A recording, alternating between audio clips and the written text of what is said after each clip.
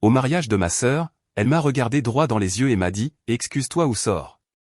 Nous ne voulons pas de toi ici, devant tout le monde. Je me suis éloigné en silence. Le lendemain, elle a appelé, Léla, j'ai besoin des clés du ranch. J'ai pris une profonde inspiration et je lui ai dit 4 mots qu'elle n'oubliera jamais. Je m'appelle Hila. J'ai 31 ans et je gère le ranch de Whitmore Ridge, la terre que mon père et ma mère ont laissée derrière eux quand ils sont décédés. Ce soir, je n'étais pas là en tant que gérante du ranch. J'étais là en tant que sœur cadette de la mariée. Marianne, ma sœur, la femme qui me tressait les cheveux quand nous étions enfants, qui jurait qu'elle me protégerait toujours. Debout dans ce jardin, j'ai réalisé depuis combien de temps je ne m'étais pas senti sa sœur au lieu d'une parente éloignée qu'elle tolérait par obligation.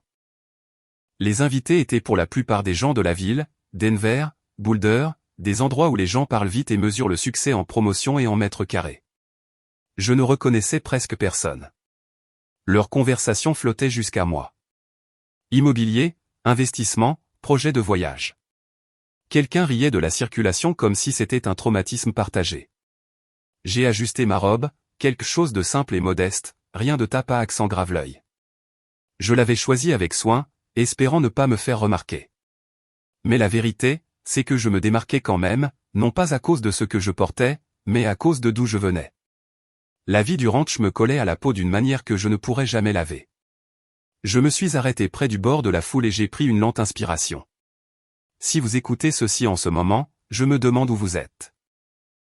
Peut-être que vous pliez du linge, que vous rentrez chez vous en voiture ou que vous êtes assis avec une tasse de café qui est refroidie sans que vous vous en rendiez compte. Pour ma part, j'étais debout sous le ciel du Wyoming, entouré d'inconnus, sur le point de perdre quelque chose que je ne savais même pas qu'on pouvait me prendre. Marianne était magnifique. Je lui accorderais ça. Sa robe était élégante, parfaitement ajustée, du genre qu'on voit dans les magazines. Ses cheveux étaient relevés, chaque mèche à sa place. Elle avait l'air calme, presque royale, comme si elle était enfin devenue la femme qu'elle avait toujours voulu être. À ses côtés se tenait Caleb Roer, son fiancé. Grand, bien habillé, confiant de cette manière tranquille que les hommes acquièrent quand ils croient que tout est déjà sous leur contrôle. Il ne souriait pas beaucoup, mais quand il le faisait, c'était un sourire exercé, mesuré. Le genre de sourire qui dit « je sais exactement ce que je fais ». Je les observais de loin, incertaine de quand ou si je devais m'approcher. Je ne voulais pas interrompre. Je ne voulais pas faire de scène. Tout ce que je voulais, c'était rester là, regarder ma sœur se marier, et partir tranquillement. C'était le plan que j'avais répété dans ma tête pendant tout le trajet. Ça ne s'est pas passé comme ça. Marianne m'a remarqué avant que je ne la remarque me regardant. J'ai d'abord senti cette conscience soudaine d'être observé. Quand nos regards se sont croisés, quelque chose a changé dans son expression. Pas de la surprise, pas de la chaleur, quelque chose de plus dur. Elle s'est excusée auprès d'un groupe d'invités et s'est dirigée vers moi. C'est pas rapide et précis. Caleb suivait à quelques pas derrière, silencieux comme toujours. Elle s'est arrêtée devant moi, assez près pour que je puisse sentir son parfum, quelque chose de vif et de chair. Elle ne m'a pas demandé comment j'allais. Elle ne m'a pas serré dans ses bras. Elle m'a regardé droit dans les yeux et a dit « Excuse-toi ou va-t'en. Nous ne voulons pas de toi ici. » Les mots tombèrent lourdement, comme une gifle que je ne pouvais pas parer. Pendant une seconde, j'ai honnêtement cru que j'avais mal entendu. La musique continuait de jouer. Des rires fusaient quelque part derrière nous. Des vers s'entrechoquaient. La vie continuait comme si rien ne venait de se passer.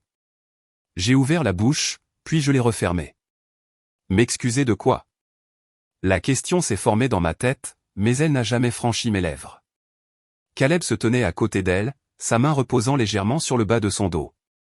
Il n'a pas dit un mot. Il n'en avait pas besoin. Sa présence suffisait. Il a regardé au-delà de moi, par-dessus mon épaule, comme si j'étais déjà parti. J'ai senti la chaleur monter à mon visage. Toutes les conversations autour de nous semblaient s'estomper, remplacées par le son de mon propre cœur qui battait. Je pouvais sentir les yeux se tourner vers nous, curieux, avides. Je savais ce qu'ils voyaient. La sœur gênante, le problème, celle qui ne cadrait pas tout à fait avec le tableau. J'ai cherché sur le visage de Marianne un signe que c'était une erreur, un malentendu que nous pourrions éclaircir tranquillement. Il n'y avait rien. Sa mâchoire était serrée. Ses yeux étaient froids. Ce n'était pas impulsif. C'était une décision. Excuse-toi ou va-t'en. Nous ne voulons pas de toi ici. Je ne savais toujours pas de quoi je devais m'excuser. Rester au ranch, ne pas vendre, ne pas déménager en ville, être qui j'étais. Tout cela a traversé mon esprit en même temps. Des années de tension inexprimée condensées en une seule phrase cruelle. J'aurais pu argumenter. J'aurais pu lui demander de s'expliquer. J'aurais pu lui rappeler tout ce que nous avions traversé. Papa nous apprenant à monter à cheval. Maman préparant nos déjeuners pour l'école. Les nuits après leur départ, quand il n'y avait plus que nous deux et que la maison semblait trop grande et trop silencieuse. J'aurais pu dire tout ça. Au lieu de ça, je n'ai rien fait. J'ai hoché la tête une fois, un petit mouvement presque poli. Je me suis détourné avant qu'elle ne puisse dire autre chose. Avant que je ne puisse dire quelque chose que je pourrais regretter. J'ai pris mon sac à main sur la chaise où je l'avais posé et je me suis dirigé vers la sortie. Personne ne m'a arrêté. C'est la partie qui a fait le plus mal. En traversant le jardin, les conversations se sont interrompues, puis ont repris. Je sentais leurs yeux dans mon dos, je me sentais rapetissé sous leur jugement. Au moment où j'ai atteint le parking, mes mains tremblaient. J'ai tâtonné pour trouver mes clés, le métal froid contre ma peau.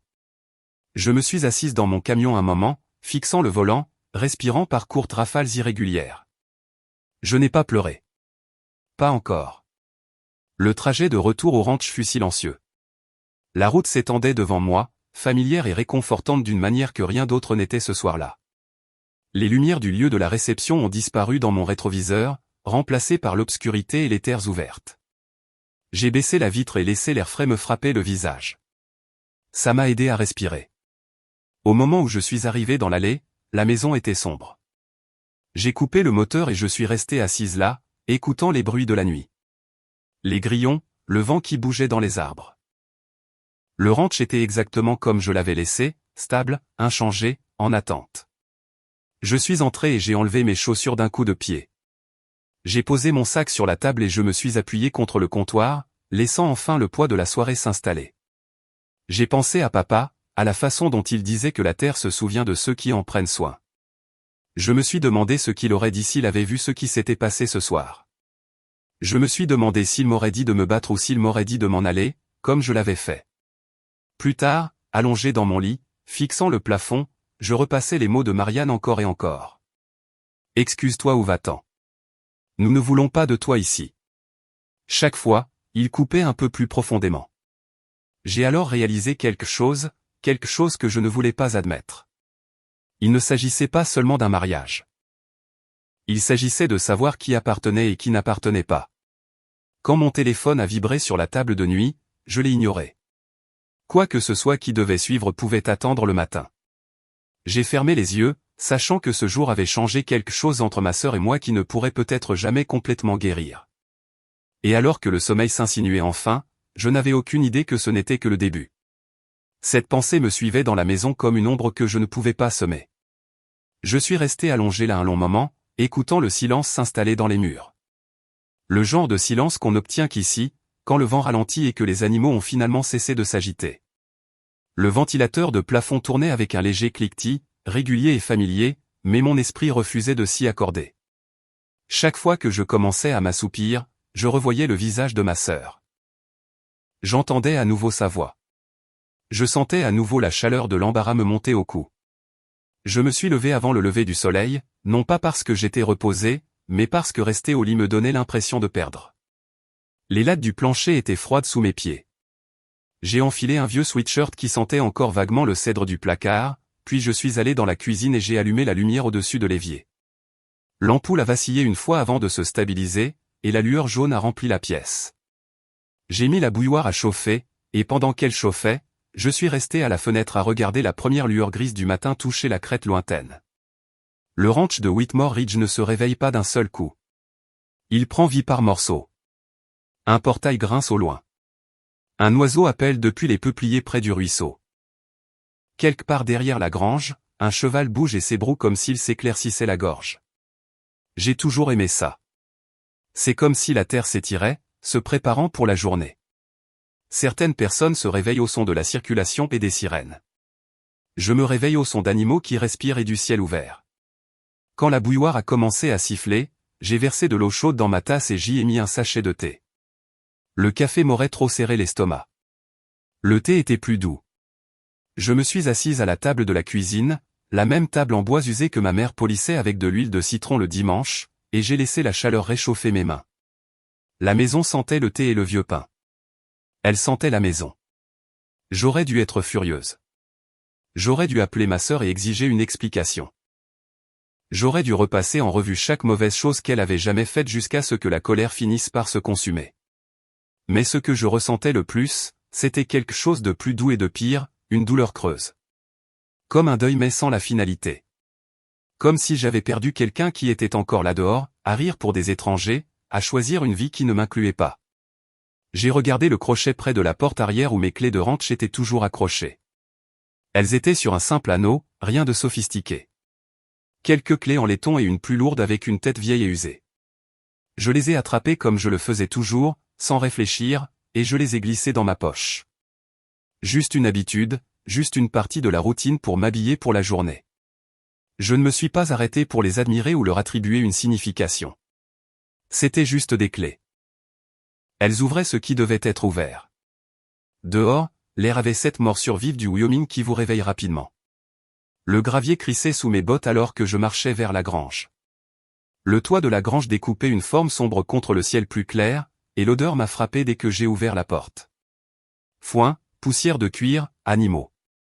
Je l'ai inspiré et j'ai senti mes épaules se détendre un peu. Cet endroit a toujours été honnête avec moi. Il n'a jamais fait semblant. Il n'a jamais souri gentiment pour ensuite me tourner le dos. Si une clôture était cassée, elle était cassée. Si un cheval avait faim, il s'assurait que vous le sachiez. J'ai d'abord nourri les poules. Elles se sont précipitées vers le portail comme si j'étais en retard et qu'elles mouraient de faim depuis une semaine. Leurs petites pattes grattaient la terre, et elles gloussaient bruyamment, indignées. J'ai dispersé les graines et je les ai regardées se calmer en commençant à picorer. Ensuite, j'ai porté un seau de grains aux chevaux. Dakota, ma jument plus âgée, a pressé son nez contre mon épaule dès que je suis entré dans son box. Son souffle était chaud et humide contre ma joue. Je l'ai gratté derrière l'oreille comme elle aime, et elle s'est penchée contre moi.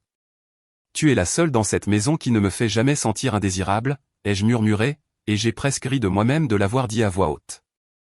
Pendant que je travaillais, mon esprit continuait de glisser en arrière, même quand j'essayais de le maintenir dans le présent. C'était comme si mes mains savaient quoi faire. Mais mon cœur était toujours debout dans ce jardin de mariage, fixant ma sœur comme si elle était une étrangère. Quand papa est mort, j'étais assez jeune pour que le mot « toujours » semble encore théorique.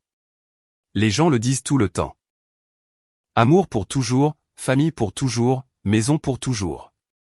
La mort de papa a été la première fois où j'ai compris que « toujours » signifie que vous ne les récupérez pas. Il est parti en 2012, et je me souviens plus du matin après les funérailles que des funérailles elles-mêmes. La maison était trop silencieuse. La cafetière était froide. Les bottes de papa étaient encore près de la porte, boueuses, comme s'il pouvait entrer et me gronder pour avoir sali le sol de la cuisine. Maman a essayé si fort de nous maintenir ensemble. Elle gardait des routines comme si c'était des radeaux de sauvetage. Dîner à 18h même si aucun de nous n'avait faim, lessive le samedi, église le dimanche. Même quand elle avait l'air de vouloir se glisser sous le banc et dormir pendant un an, elle se tenait à l'évier pour faire la vaisselle, regardant par la fenêtre le pâturage où papa avait l'habitude de monter à cheval, et ses yeux devenaient vitreux. Quand elle me remarquait en train de la regarder, elle clignait des yeux rapidement et me donnait un sourire qui n'atteignait pas tout à fait sa cible. « On s'en sortira, ma chérie, disait-elle. On sait l'une l'autre. Mais le deuil n'est pas une ligne droite. Et il se fiche de savoir à quel point vous voulez que les choses aillent bien. Maman a tenu 2 ans de plus. 2 ans à se pousser trop fort, à porter des poids que personne ne devrait porter seul. Elle est partie en 2014, et le jour où nous avons reçu l'appel, Marianne n'a pas pleuré. Elle est juste devenue très immobile, comme si une porte s'était refermée à l'intérieur d'elle. J'ai pleuré assez pour nous deux. Je me souviens d'être assise sur le sol de la cuisine, le dos contre le placard, mon téléphone à la main, avec l'impression de tomber dans le vide. Après maman, le ranch est devenu quelque chose de différent pour chacune de nous. Pour moi, c'était la dernière pièce vivante de papa et maman. C'était là où leurs mains avaient touché des choses qui existaient encore. La rampe du Porsche que papa a réparé. Le jardin que maman a planté. Les poteaux de clôture qu'ils ont peints ensemble. La terre qui contenait tous nos souvenirs, bons et mauvais. Comme des couches dans le sol. Pour Marianne, le ranch est devenu un poids à sa cheville. Elle a commencé à parler de Denver presque immédiatement, comme si la ville était une corde qu'elle pouvait saisir pour s'extraire du deuil. Elle voulait du bruit, des lumières et des gens qui ne connaissaient pas notre histoire. Elle voulait de l'air frais qui ne sentait pas le foin et la poussière. Elle voulait cesser d'être la fille que tout le monde plaignait en ville. Je me souviens d'une nuit, peu après maman, nous étions assises sur le porche, enveloppées dans des couvertures. Les étoiles étaient si brillantes qu'elles semblaient assez proches pour être touchées. J'ai dit à Marianne que je pensais rester, au moins pour un temps, pour faire tourner l'endroit. Je m'attendais à ce qu'elle soit soulagée. Au lieu de ça, elle a détourné son visage de moi et a dit qu'elle ne pouvait plus respirer ici. Ce ranch est un cimetière, a-t-elle dit, sa voix tendue. Chaque coin, c'est eux. Chaque pièce est un rappel. J'ai besoin de sortir d'ici avant que ça ne m'avale tout entière. Je ne savais pas quoi dire. Je comprenais sa douleur. Vraiment, mais je sentais aussi quelque chose de vif se tordre en moi, comme si elle qualifiait mon amour pour cet endroit de maladie. Si tu pars, ai-je demandé, qu'est-ce qu'il advient du ranch? Elle a haussé les épaules, tirant la couverture plus haut autour d'elle comme si ma question était inopportune. Tu t'en occuperas. Tu le fais toujours. Ce fut le début du schéma. Marianne reculait. Moi, j'avançais, non pas parce que j'étais plus forte, mais parce que quelqu'un devait maintenir les lumières allumées. Quelqu'un devait payer les impôts fonciers. Quelqu'un devait réparer le tuyau cassé lorsque la pompe du puits a gelé en janvier. Quelqu'un devait s'asseoir à la table de la cuisine avec une pile d'enveloppes et déterminer quelles factures pouvaient attendre et lesquelles ne le pouvaient pas. La première année après maman, j'ai appris plus sur l'argent que je n'aurais jamais voulu en savoir. La vie au ranch semble simple de l'extérieur. Les gens, les couchers de soleil, les chevaux et une femme en chemise de flanelle sirotant un café sur un porche. Ils n'imaginent pas les feuilles de calcul, les permis, les assurances, les réparations qui ne s'arrêtent jamais. Ils ne m'imaginent pas assise en attente au téléphone avec le bureau du comté, écoutant une musique d'ascenseur, essayant de poser des questions que je comprenais à peine sans avoir l'air d'une idiote. Il y a eu des semaines où j'avais l'impression que le ranch était un animal affamé, et que j'étais la seule à le nourrir. J'ai trouvé le vieux classeur de papa dans le bureau, bourré de papiers qu'il avait conservés pendant des années. Des reçus, des contrats, des notes écrites de sa main désordonnée. Je me suis assise par terre et j'ai tout trié, les genoux douloureux, les yeux brûlants à force de fixer les petits caractères. Je voulais appeler papa et lui demander ce que signifiait un formulaire particulier. Je voulais l'entendre dire « Calme-toi, ma petite. Ce n'est pas si compliqué. » Mais tout ce que j'avais, c'était le silence et ma propre obstination. Lentement, je suis devenu meilleur. J'ai trouvé un comptable en ville qui ne me traitait pas comme une enfant. J'ai appris à suivre les dépenses. J'ai appris ce qui devait être réparé maintenant et ce qui pouvait attendre le printemps. J'ai appris la différence entre être sentimental et être imprudent. J'ai appris à continuer même quand ma poitrine semblait contenir une pierre. C'est la partie que les gens ne voient pas quand ils supposent que je suis resté parce que je n'avais nulle part où aller. Je suis resté parce que j'ai refusé de laisser la dernière chose que ma famille a construite s'effondrer. Marianne a déménagé à Denver. Au début, elle appelait souvent. Elle me parlait de son appartement, de son travail, des restaurants qu'elle aimait. Sa voix s'élevait quand elle parlait de la vie en ville, comme si elle respirait à nouveau. Elle demandait des nouvelles du ranch comme on demande des nouvelles d'un vieux voisin. Comment ça va là-bas? Toujours calme, toujours pareil. Avec le temps, les appels sont devenus plus courts. Puis moins fréquents, puis principalement limités aux vacances, aux anniversaires, à des SMS occasionnels avec un emoji cœur qui semblait être un substitut à une véritable attention. Parfois, elle revenait pour un week-end. Elle sortait de sa voiture avec des bottes propres qui n'avaient jamais touché la boue, regardait la maison et soupirait. Elle soupirait toujours, comme si le ranch l'offensait simplement par son existence. Elle parcourait les pièces et disait des choses comme « ça sent le vieux bois » ou « c'est si sombre ici » ou « tu devrais vraiment moderniser cet endroit ». Elle le disait avec légèreté, mais ça tombait comme une critique. Chaque fois, je ravalais mon irritation et je me rappelais qu'elle faisait son deuil à sa manière, qu'elle faisait ce qu'elle devait faire pour survivre, qu'elle était ma sœur et que nous avions déjà trop perdu. Cette nuit-là, après le mariage, en rentrant de Jackson Hole, je me suis dit la même chose. Marianne avait été stressée. Les mariages rendent les gens bizarres. Elle avait dit quelque chose d'horrible. Mais peut-être qu'elle ne l'avait pas pensé comme ça sonnait. Peut-être qu'elle avait été embarrassée par moi. Peut-être qu'elle avait essayé d'impressionner les gens. Rien de tout cela n'était juste, mais je pouvais encore l'expliquer si j'essayais. J'ai terminé les corvées du matin et je suis retourné vers la maison. Le soleil avait enfin franchi la crête, colorant la neige sur les sommets lointains d'un rose pâle. C'était beau d'une manière tranquille qui ne demandait jamais d'attention. À l'intérieur, je me suis lavé les mains à l'évier et j'ai regardé les bulles de savon tournoyer dans le siphon. Mon téléphone était sur le comptoir, sombre et silencieux. Pas de nouveaux messages, pas d'appels manqués, rien. Je me suis dit que j'étais soulagé. Je me suis dit qu'il valait mieux ne pas avoir de nouvelles de Marianne tout de suite. Je me suis dit que le mariage était un seul moment laid dans une longue relation compliquée et que ça passerait. Puis j'ai séché mes mains, j'ai pris les clés de ma poche et je les ai raccrochées au crochet près de la porte, comme je le faisais toujours. Le métal a cliqué doucement contre le bois. Un petit son, un son ordinaire. Je suis resté là une seconde de plus que nécessaire, à l'écouter. Après tout ce qui s'était passé la nuit dernière, je croyais encore que ça passerait. Je croyais encore que ma sœur se réveillerait, aurait honte et m'appellerait pour s'excuser. Je croyais encore que la famille, au bout du compte, signifiait quelque chose de plus fort que la fierté. J'ai éteint la lumière de la cuisine et je me suis dirigé vers le couloir, faisant déjà une liste mentale de ce que je devais faire avant midi, comme si rester occupé pouvait empêcher mon cœur de trop réfléchir.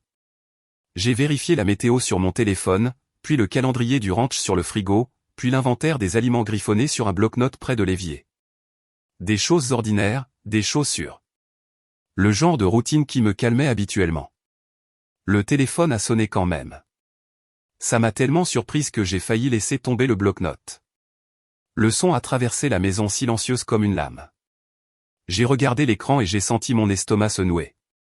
Marianne. Pendant une seconde, j'ai envisagé de laisser sonner jusqu'à la messagerie vocale. Non par dépit, par autoprotection. Je ne faisais pas confiance à ma voix. Je ne faisais pas confiance à ce qui pourrait sortir de ma bouche si j'entendais la sienne à nouveau. Mais l'appel continuait de sonner, régulier et insistant. Et quelque chose en moi, ce vieux réflexe de quand nous étions filles et que je répondais toujours pour elle, a fait glisser mon pouce sur l'écran. Allô. Sa voix est sortie, vive et sèche, comme si elle passait un appel professionnel. Pas de douceur, pas d'hésitation, comme si la nuit dernière avait été un bref événement météorologique qui était passé et n'avait pas besoin d'être mentionné. J'ai besoin des clés du ranch. Pendant un instant, mon cerveau n'a pas traité les mots. C'était comme si elle avait parlé dans une langue que je ne connaissais pas. Puis ils ont atterri, lourds, déplacés. J'ai agrippé le bord du comptoir avec ma main libre. Les clés du ranch. J'ai jeté un coup d'œil au crochet près de la porte arrière où elles étaient habituellement accrochées. Elles n'y étaient pas parce qu'elles étaient dans ma poche, exactement là où je les avais mises après les corvées. Je sentais leur poids à travers le tissu de mon jean. Soudainement consciente d'elles d'une manière que je n'avais jamais été auparavant. Quoi, ai-je dit, et ma voix semblait trop calme, comme si elle appartenait à quelqu'un d'autre. Que veux-tu dire par « tu en as besoin » ? Il y a eu une pause, juste assez longue pour que j'entende des sons étouffés de son côté. Des voix, du mouvement, un léger cliquetis comme un verre posé sur une table. Pour les papiers, a-t-elle dit, pour la planification. Nous avons des choses à gérer maintenant que le mariage est terminé. Planification de quoi? Une autre pause. Son souffle est passé par le téléphone, impatient. Tu sais bien, a-t-elle dit, comme si j'étais lente. Les affaires du ranch. Nous avons besoin d'un accès. Nous devons commencer à faire des changements. Des changements. Le mot m'a frappé comme une sonnette d'alarme. Mon esprit a revu son visage de la nuit dernière, froid et décidé. Excuse-toi ou va-t'en. Nous ne voulons pas de toi ici. Ce matin, elle ne demandait pas pourquoi j'étais parti. Elle ne s'excusait pas. Elle demandait des clés comme si elle me demandait de lui faire suivre son courrier. Marianne, ai-je dit prudemment, de quoi parles-tu? Elle a soupiré, de la même manière qu'elle soupirait quand nous étions adolescentes et que je lui demandais de nettoyer sa chambre.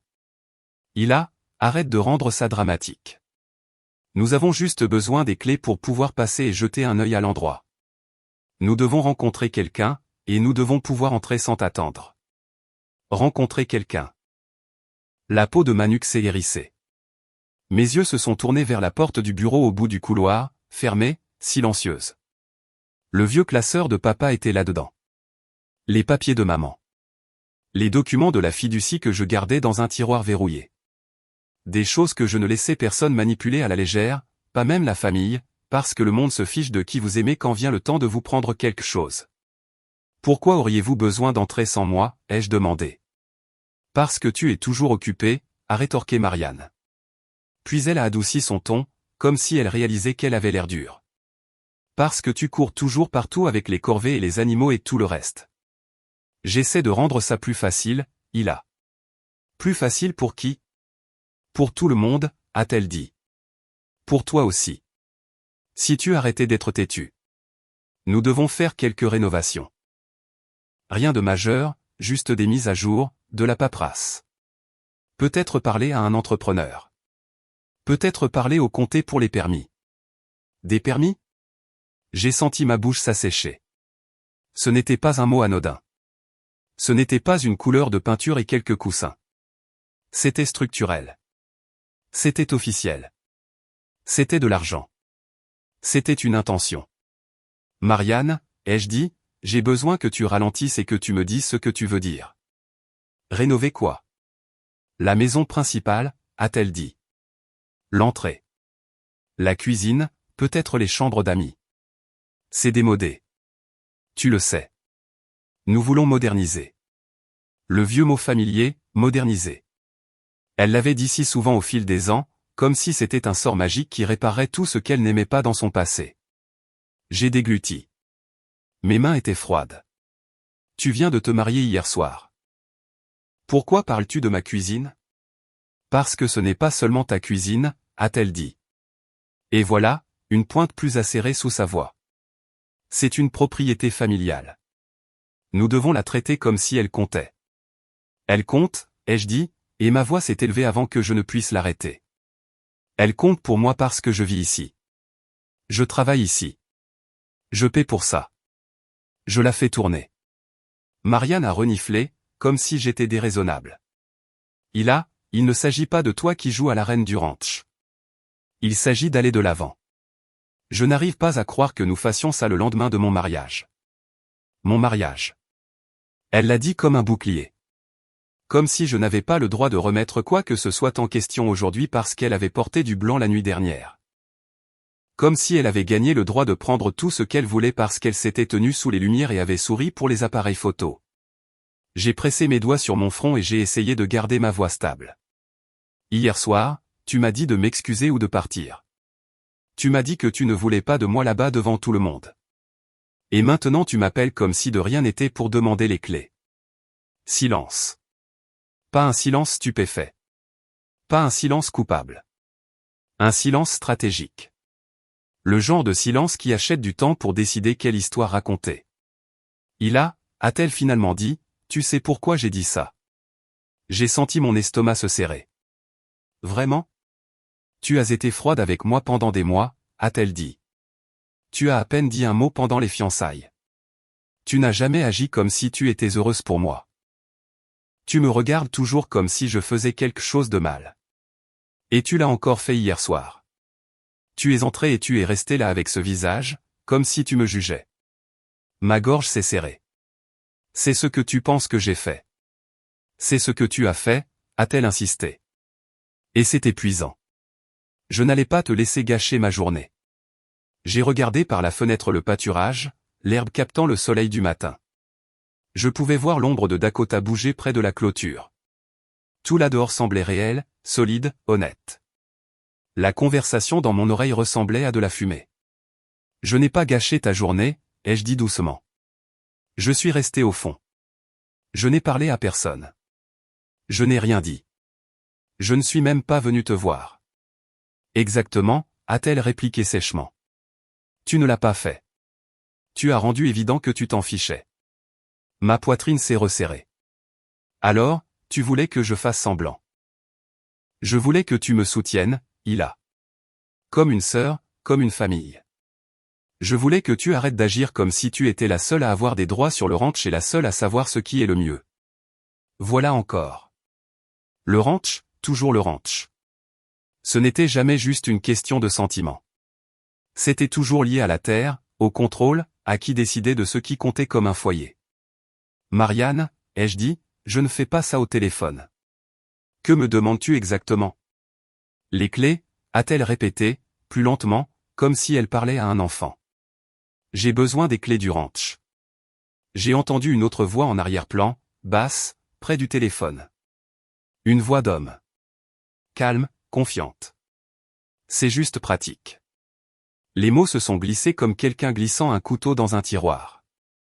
Silencieux et délibéré. Je n'ai pas eu besoin de demander qui c'était. Tout mon corps s'est raidi.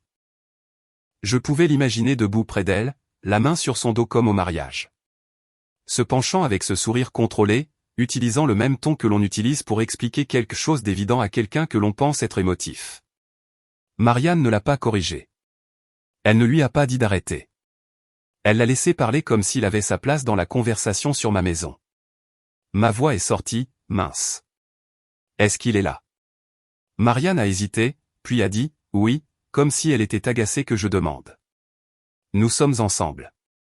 Nous parlons de notre avenir, de ce qui est logique. J'ai fermé les yeux. Le mal de tête qui se cachait derrière mes tempes depuis le matin s'est soudainement intensifié. Tu m'appelles moins de 12 heures après ton mariage, ai-je dit. Et tu me demandes les clés de ma maison. Et il te dit que c'est pratique. Hila, ne commence pas, a prévenu Marianne. Commencer quoi? À agir comme si nous te prenions quelque chose, a-t-elle dit. Ce n'est pas le cas. Nous avons juste besoin d'un accès. Nous devons lancer la paperasse. Nous devons rencontrer un entrepreneur. Nous devons obtenir des devis. Ce n'est pas un gros problème, sauf si tu en fais un. J'ai senti à nouveau les clés dans ma poche. Ce petit poids solide. Mon esprit a parcouru tout ce que je savais, tout ce que j'avais appris à la dure. Les documents de la fiducie, la responsabilité, le fait que même si Marianne avait une part en tant que bénéficiaire, elle n'était pas celle qui gérait le quotidien. Elle n'était pas celle qui avait passé des nuits blanches à s'inquiéter de savoir si la pompe du puits durerait une saison de plus. Surtout, elle n'était pas celle qui vivait ici. Ce n'était pas une maison de vacances. Ce n'était pas un trophée. C'était ma vie. Marianne, ai-je dit, j'ai besoin que tu m'expliques pourquoi tu as besoin de clés physiques. Tu n'en as jamais eu besoin avant. Quand tu viens, je suis là. Les portes sont ouvertes. Tu entres comme tu l'as toujours fait. Pourquoi maintenant? Elle a laissé échapper un son qui était mi-rire, mi-ricanement. Parce que maintenant je suis marié. Parce que les choses changent. Parce que je ne vais pas continuer à demander la permission pour accéder à la propriété familiale.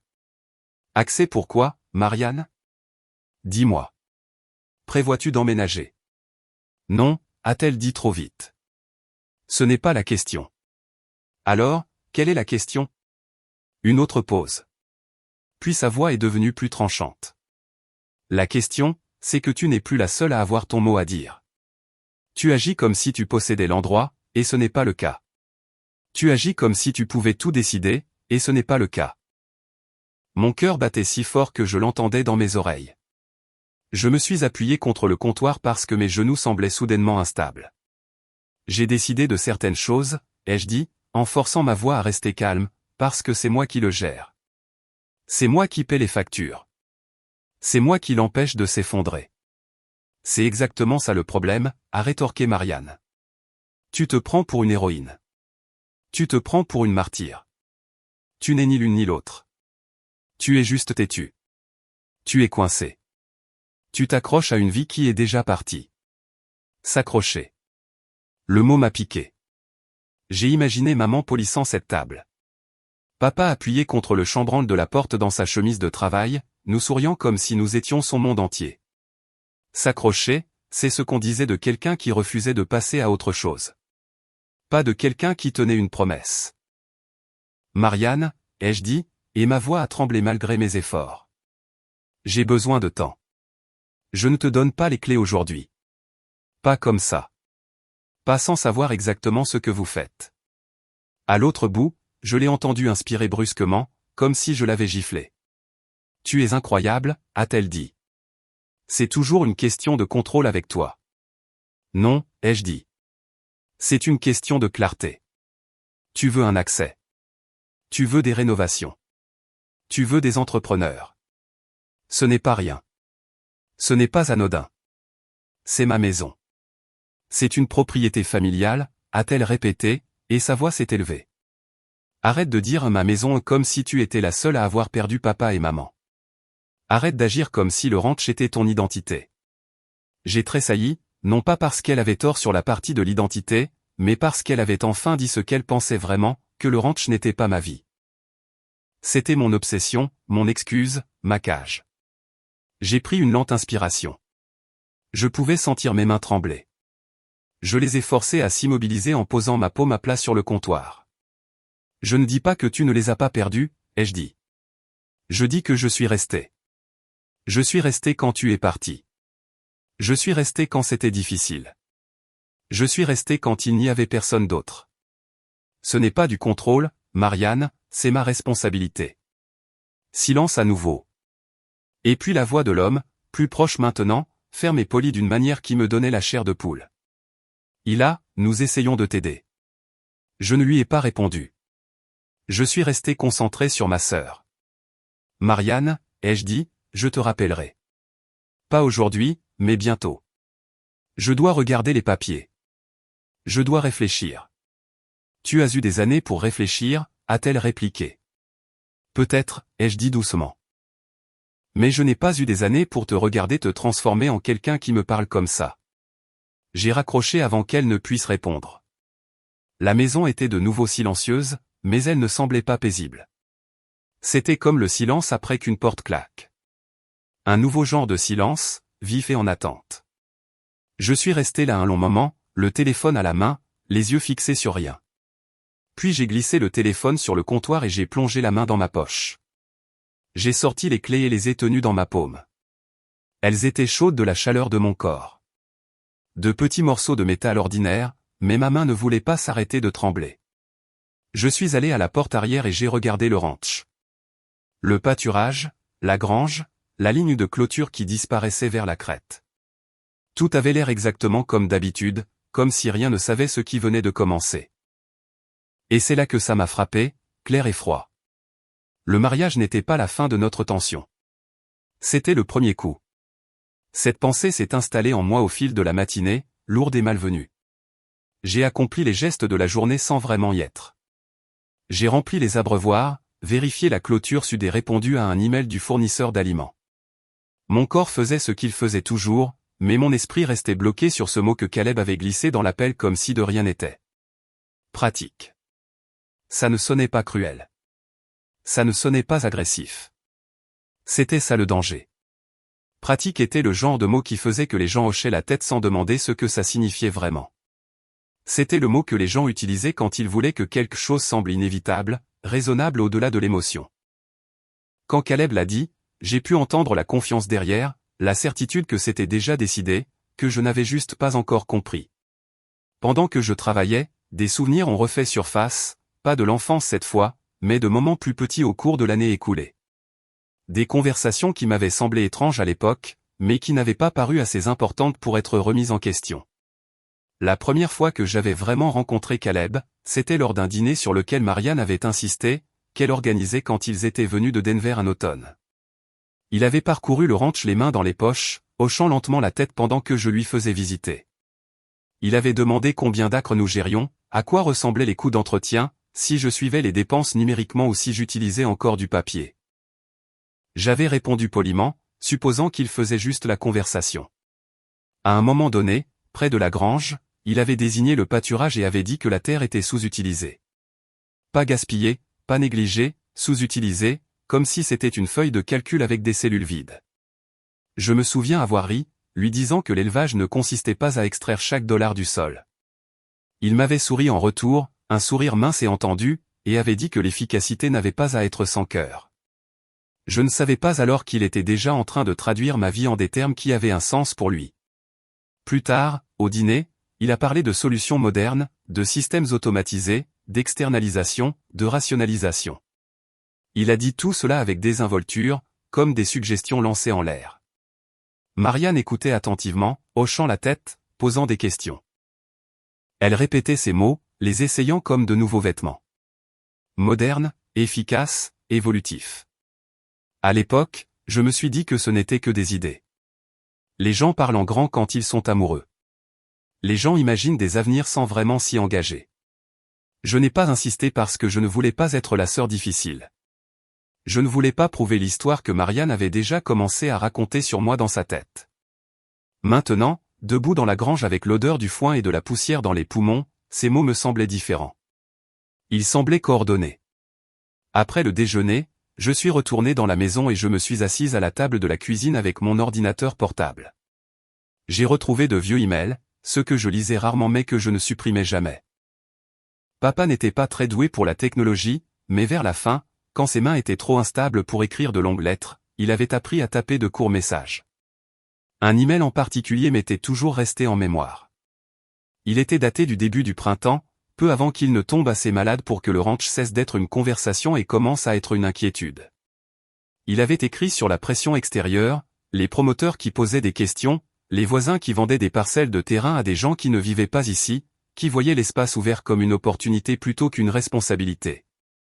Il m'avait prévenu que des mots comme « amélioration » et « modernisation » n'étaient pas toujours ce qu'ils semblaient être.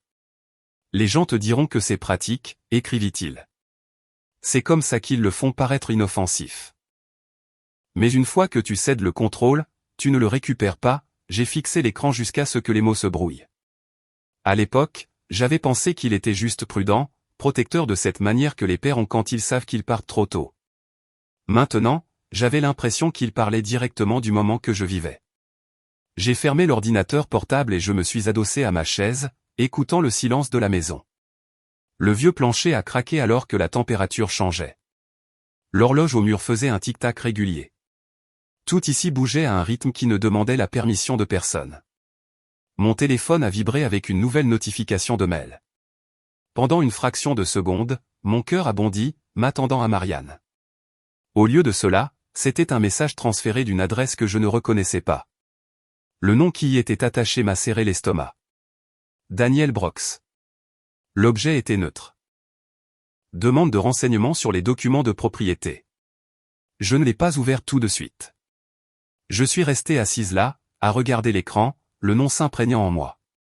Daniel Brox était l'avocat avec qui papa avait travaillé quand il avait mis en place la fiducie. Il n'était pas de la famille. Ce n'était pas quelqu'un que Marianne aurait dû contacter sans me mettre dans la boucle. Quand j'ai finalement ouvert l'email, il était bref et soigneusement formulé. Daniel se présentait, faisait référence à son travail antérieur avec ma famille et me demandait si j'avais le temps de discuter de quelques questions concernant l'accès et la planification future du ranch. Il mentionnait qu'il avait été contacté par Marianne concernant les prochaines étapes après son mariage. Il n'y avait aucune accusation dans l'email, aucune pression, juste une implication. Les choses avançaient, que j'y participe ou non. Je l'ai lu 2 fois, puis une 3e fois, la mâchoire serrée. Ce n'était pas un malentendu. Ce n'était pas le stress du mariage. C'était un processus. Le langage était familier. Maintenant, accès, planification, prochaines étapes, pratique. J'ai repoussé ma chaise et je me suis levé, soudainement agité. J'ai traversé la maison, touchant le dos des chaises, le bord du comptoir, me reconnectant à l'espace physique. C'est ici que papa s'était appuyé après de longues journées, où maman avait ri quand la farine lui poudrait le nez. Ce n'était pas parfait. Ce n'était pas efficace. C'était réel. Plus j'y pensais, plus le schéma devenait clair.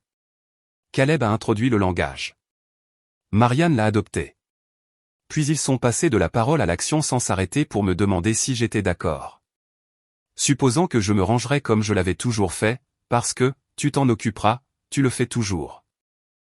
Cette phrase résonnait dans ma tête, non pas comme une insulte cette fois, mais comme une stratégie. Il comptait sur mon sens des responsabilités pour m'empêcher de résister, comptait sur moi pour ne pas vouloir de conflit, comptait sur moi pour arranger les choses. Je me suis rassise et j'ai tapé une courte réponse à Daniel Brox, polie, non engageante. Je l'ai remercié de m'avoir contacté et j'ai dit que je le recontacterai après avoir examiné les documents pertinents. Je n'ai pas proposé de date. Je n'ai pas offert d'accès. Je ne me suis pas excusé. Quand j'ai cliqué sur envoyer, mes mains étaient stables. Ça m'a surprise. Alors que l'après-midi s'étirait, j'ai repassé les conversations avec Marianne sous ce nouvel angle. La façon dont elle avait commencé à dire « notre ranch » au lieu de « ton ranch » en parlant à ses amis. La façon dont elle esquivait quand je posais des questions sur leurs projets, toujours vagues, toujours tournées vers l'avenir. La façon dont elle se hérissait quand je mentionnais des limites, comme si le concept lui-même était une insulte. J'avais pensé que nous gérions le deuil différemment, qu'elle avait besoin de distance et que j'avais besoin de proximité. Qu'aucune des deux approches n'était fausse. Je voyais maintenant que c'était plus que ça. Nous ne faisions pas seulement notre deuil différemment. Nous valorisions des choses entièrement différentes. En début de soirée, les nuages étaient arrivés, aplatissant la lumière extérieure. J'ai allumé une lampe dans le salon et je me suis assise avec un carnet, notant ce que je savais, ce que je ne savais pas, et quelles questions nécessitaient des réponses. Cela semblait excessif pour un problème familial, mais ce n'était plus seulement familial. Caleb n'aimait pas cet endroit. Il aimait ce qu'il pourrait devenir. Marianne aimait l'idée de laisser derrière elle ce qui la blessait, même si cela signifiait jeter ce qui nous avait tenus ensemble. Et moi, j'aimais le ranch, non pas parce qu'il était parfait, mais parce qu'il était à nous, imparfait et têtu et toujours debout.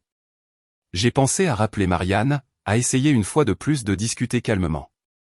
Mais chaque version de cette conversation dans ma tête se terminait de la même manière, moi m'expliquant et elle n'entendant que de la résistance. J'ai fermé le carnet et je me suis levé.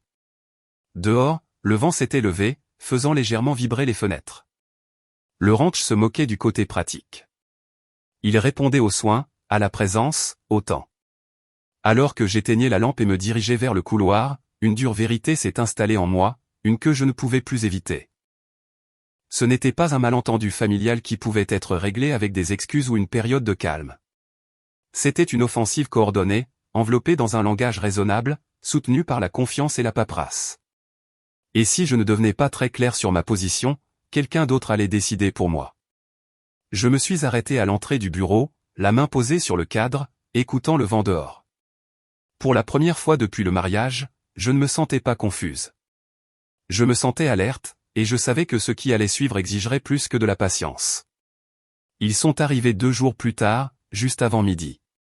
Quand le soleil était assez haut pour aplatir les ombres et faire paraître tout plus calme que ça ne l'était. J'étais dans la cour en train de vérifier la ligne d'irrigation quand j'ai entendu le bruit des pneus sur le gravier, pas le grondement régulier d'un camion de ranch.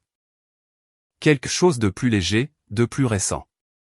Je me suis redressé et j'ai regardé la voiture de Marianne apparaître, propre et polie comme si elle n'avait pas sa place sur cette route. Caleb conduisait. Je n'ai pas fait de signe de la main. Je ne me suis pas caché. Je suis simplement resté là et j'ai attendu. Ils sont sortis ensemble, se déplaçant en synchronisation comme le font les couples qui essaient encore de prouver quelque chose au monde. Marianne portait des lunettes de soleil et une veste ajustée, des vêtements de ville qui semblaient rigides face au grand espace ouvert. Caleb avait l'air détendu, presque satisfait, comme s'il arrivait à une réunion qu'il s'attendait à gagner. Il a dit Marianne, forçant une gaieté dans sa voix alors qu'elle marchait vers moi. Nous avons pensé qu'il serait préférable de parler en personne. Mieux pour qui, me suis-je demandé, mais je ne l'ai pas dit à voix haute. Nous sommes entrés, avons dépassé la cuisine et sommes allés dans le salon. Marianne s'est perchée sur le bord du canapé, comme si elle était prête à partir à tout moment. Caleb est resté debout, les mains nonchalamment jointes, les yeux parcourant la pièce de cette manière évaluatrice que j'avais appris à reconnaître. Il a examiné les meubles, les étagères, les fenêtres. Pas avec curiosité, mais avec calcul. Cet endroit a tellement de potentiel, a-t-il dit avec désinvolture, en désignant les poutres du plafond. On pourrait vraiment l'ouvrir. Marianne lui a lancé un regard, puis s'est retournée vers moi. Nous ne sommes pas ici pour critiquer, a-t-elle dit rapidement. Nous voulons juste avoir une conversation honnête. J'ai croisé les bras, plus pour me stabiliser que pour les exclure. Alors soyez honnêtes. Pendant quelques minutes, ils ont été prudents. Marianne a parlé de la difficulté du mariage, de son sentiment d'être dépassée, de son souhait que les choses se soient passées différemment entre nous. Elle a dit que je lui manquais. Elle a dit qu'elle voulait que nous soyons à nouveau proches. Caleb hochait la tête, ajoutant occasionnellement un mot sur l'unité familiale, sur le désir de ce qui était le mieux pour tout le monde.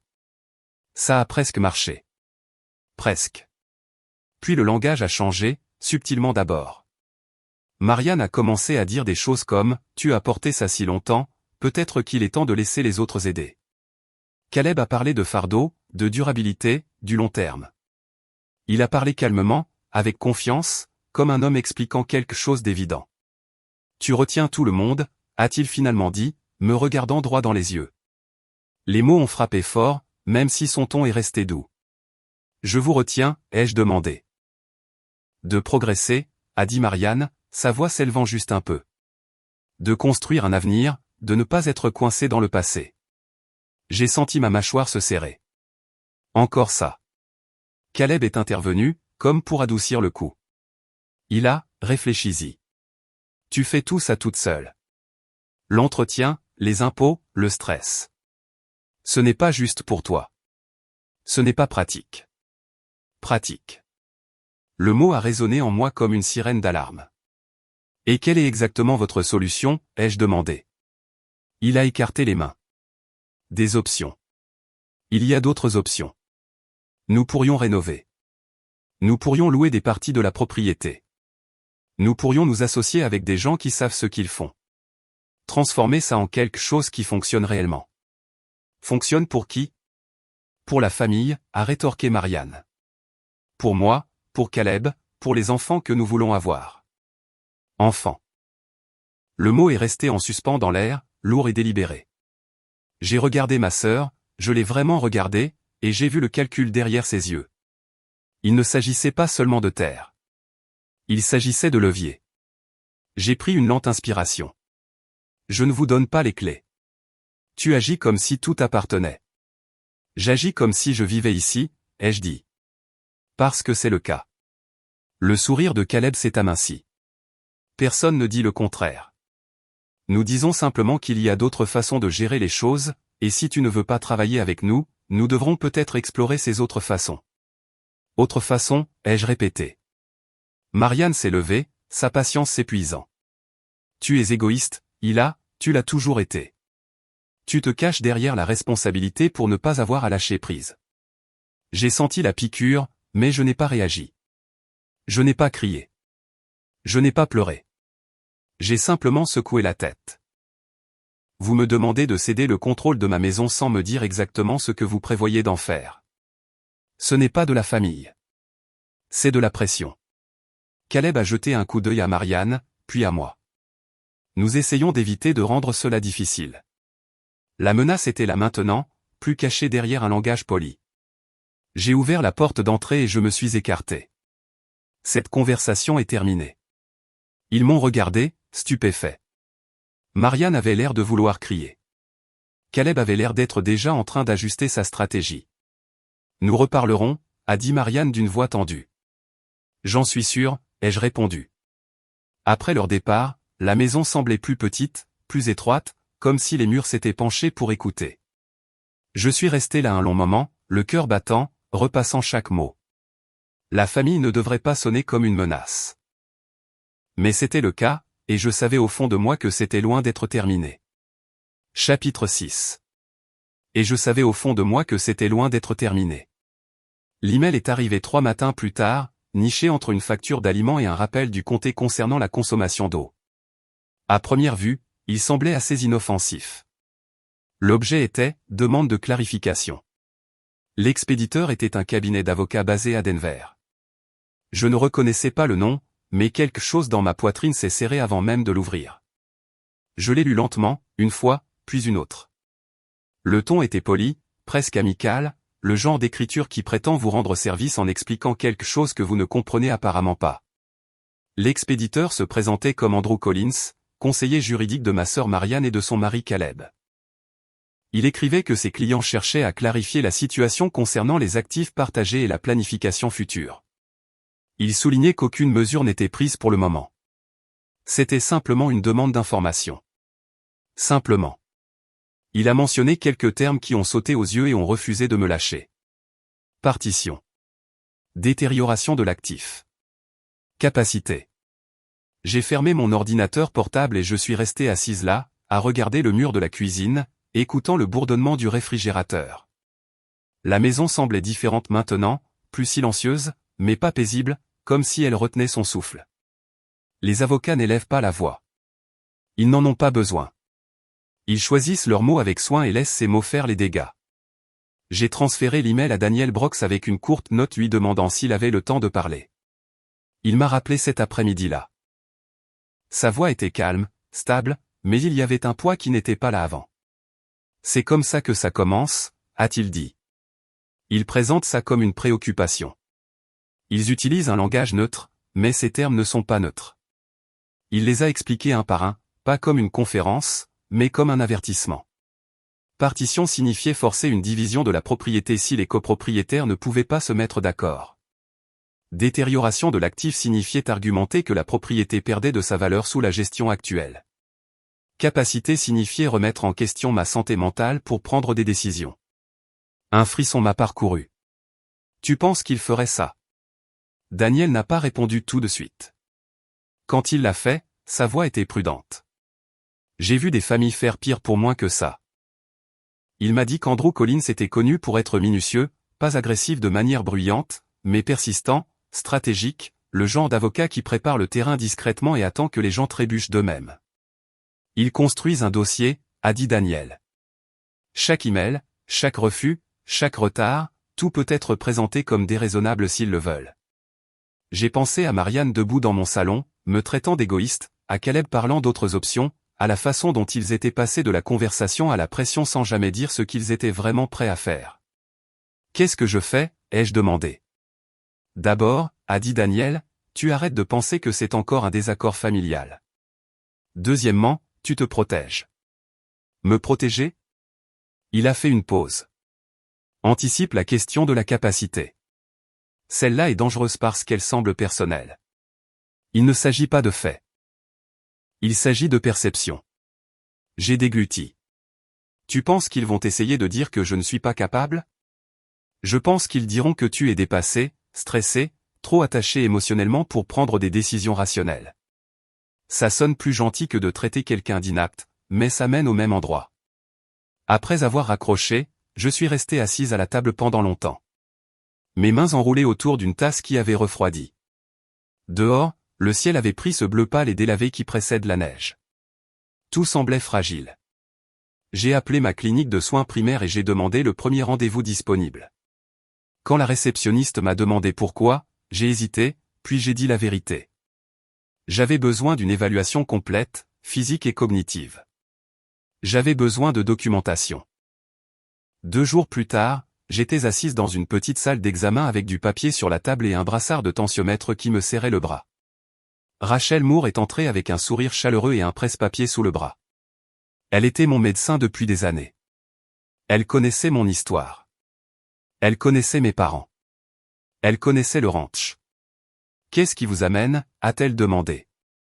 Je lui ai tout raconté, pas seulement les avocats, mais le mariage, l'appel téléphonique, la pression. Je lui ai dit que j'avais besoin d'être sûr. Pas pour eux, pour moi. Elle a écouté sans interrompre, son expression pensive. Quand j'ai eu fini, elle a hoché la tête une fois. D'accord, prenons notre temps. Les tests étaient approfondis. Mémoire, attention, résolution de problèmes, contrôle physique de base, des questions qui semblaient presque insultantes jusqu'à ce que je me rappelle pourquoi j'étais là. Rachel ne m'a jamais pressé.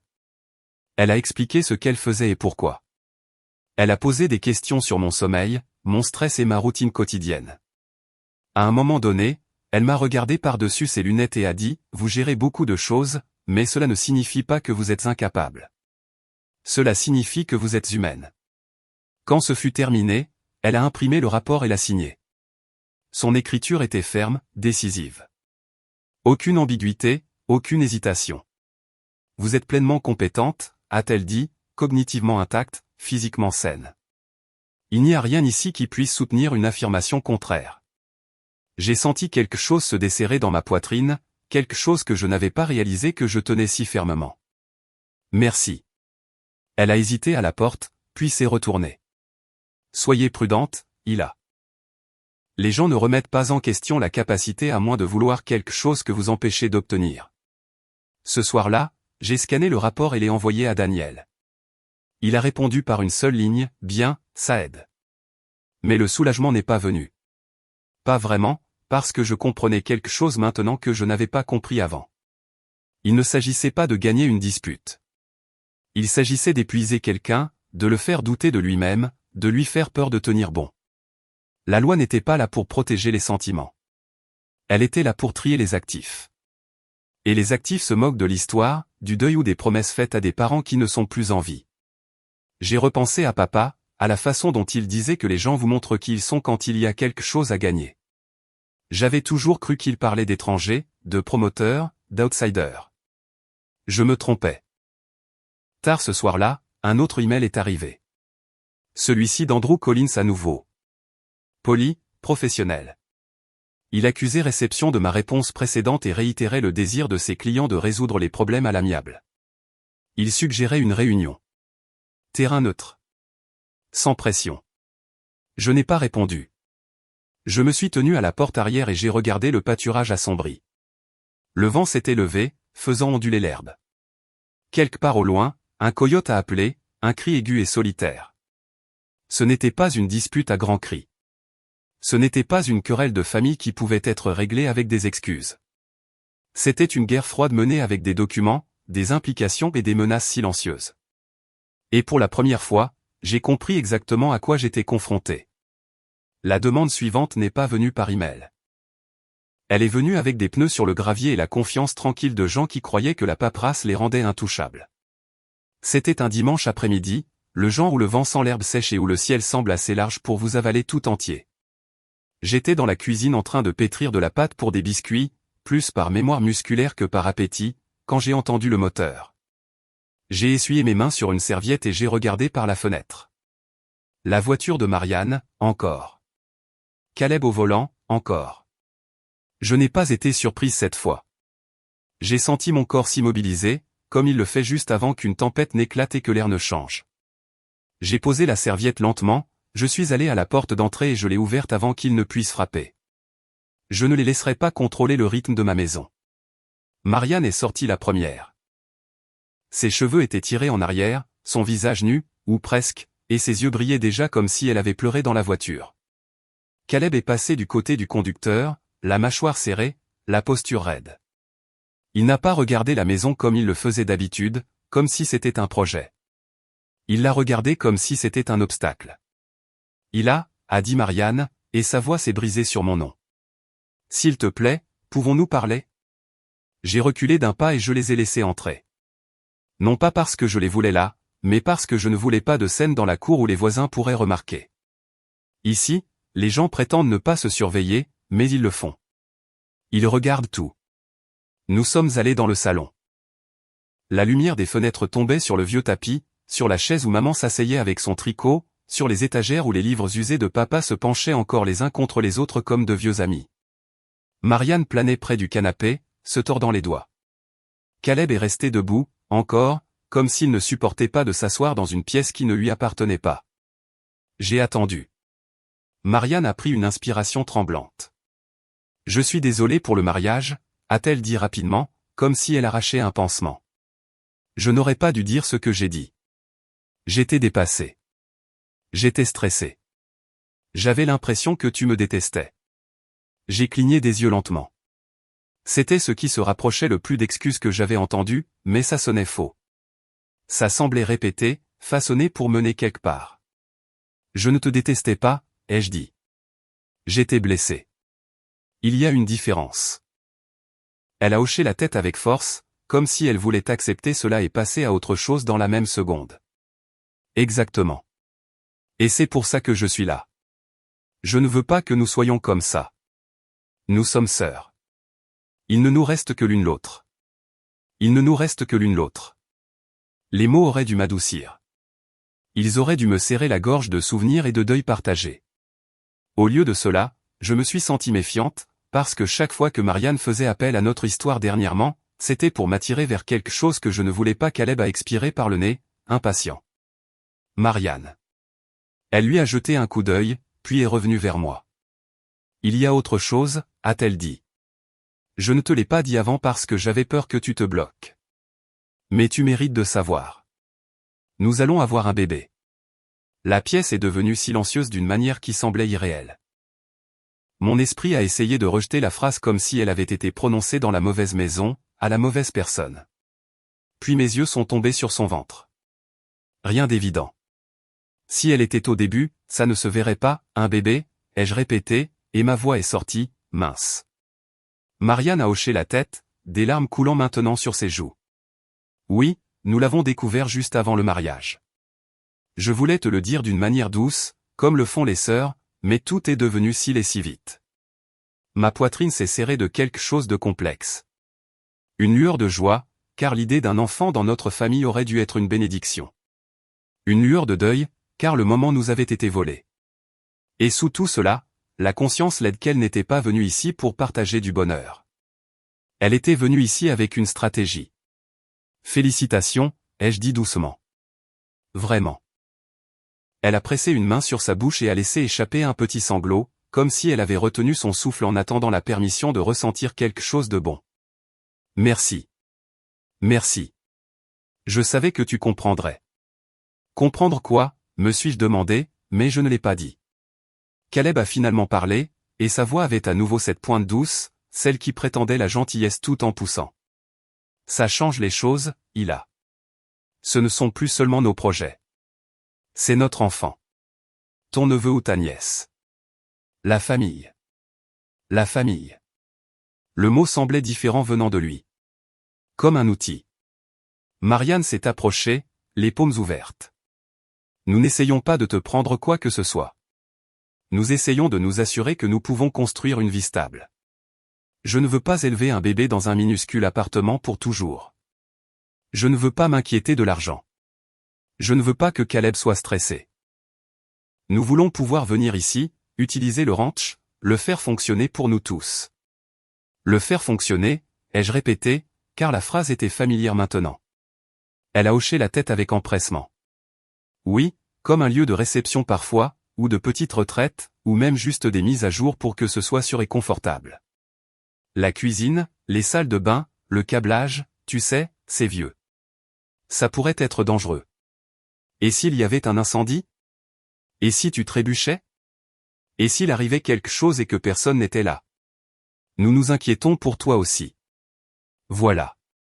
L'inquiétude façonnée comme une pression. L'amour façonné comme une laisse. J'ai gardé ma voix calme.